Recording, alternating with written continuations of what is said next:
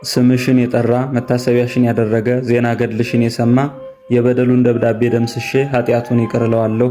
በስምሽ የለመኑኝን የሰው ልጆችን ልመና ተቀብዬ ከኃጢአት በስተቀር የልባቸውን ሐሳብ ፈጽምላቸዋለሁ ብሎ ጌታችን ቃል ኪዳን የገባላት ዳግመኛም ስሟን ጠርቶ ለተማጸነባት በአምላክ እናት በእመቤታችን ዘንድ መወደድንና ባለሟልነትን የምታሰጥ ስለ ተጋድሎዋ ብዛትና ስለ ክብሯ ታላቅነት ሰማይና ምድር ለፈጠረ ለአምላካችን አያቱ አምላክን ለወለደች ለእመቤታችን እናቷ ለመሆን የበቃች የተሰጣትን ክብርና ጸጋ እንደኔ ያለ ኃጢአተኛ ሰው ተናግሮ መፈጸም የማይችለው ቢወልዷት እንጂ የማትወልድ እያሉ የሚሰድቧትን የአይሁድን ስድብ ታግሳ በጾምና በጸሎት ወደ አምላክ ብትጮህ ክብሯ ከፍጥረት ሁሉ የበለጠ የሁላችን እናት የሆነች እመቤታችን ቅድስት ድንግል ማርያምን የወለደች የስሟ ትርጓሜ የእግዚአብሔር ስጦታ ማለት የሆነ እንደ ተሰጣት ክብርና ጸጋ ብዛት ያላወቅናትና ያልተጠቀምንባት ብጽዕተ ብፁዓን ቅድስት ሐና እመ ማርያም ዛሬ ኅዳር 11 ቀን ያረፈችበት ዓመታዊ መታሰቢያ በዓሏ ነው።